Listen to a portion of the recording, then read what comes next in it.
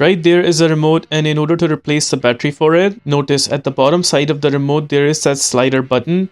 Where you see logo, behind the logo there is that cover that we are supposed to take out. We'll need to press and hold that slider like that, and you notice this cover comes out by itself just like that. Once this cover is taken apart, now where you notice this button was, on the opposite side there's one more cover that needs to be pulled out. I will be using a screwdriver like this, and notice there are two spots, one right here and the other one right there. We will try punching in the screwdriver to pull that cover outwards. There it is. Once that cover is taken apart, we'll keep that cover aside for now. Now we'll be taking out the cover that has that logo right there. I will be taking it out by punching in the screwdriver in that slot right there. So carefully punch in the screwdriver there and then pull that cover outwards.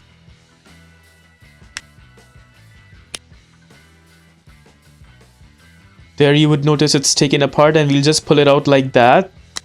There's the other cover also taken out. Once that cover is taken out, there you would notice the position for the battery itself. We'll have to punch in the screwdriver again to pull that cover out. There you would see that cover flying out. And right there is our battery. To pull out the battery again, we will punch in the screwdriver in that slot right there and gently pull the battery out.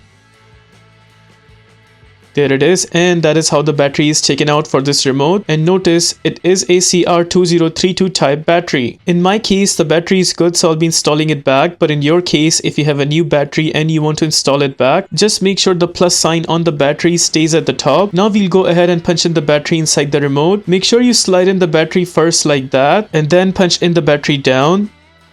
There it is, the battery is completely in. Now we'll go ahead and punch in this other cover right there. Just make sure to punch it on top like that and then press it down from left and right. Cover is completely in and it looks good from all over the corners. Now we'll go ahead and punch in the cover that has the logo behind. Notice there is a plastic piece coming out from this part.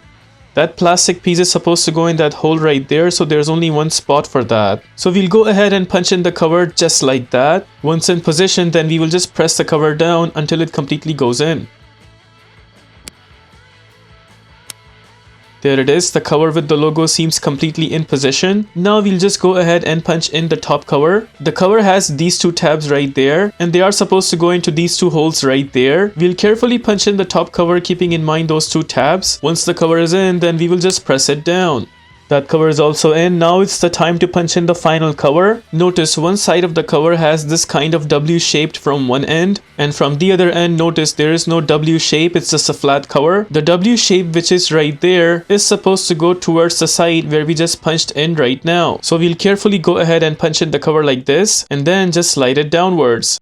There it is, that final cover is also completely in. One more time we'll make sure it is in from all over the edges, and it seems like it is completely in. With that, we are done with the replacement of battery for this remote. If this video helps you in any way, please consider liking this video and subscribing to our channel.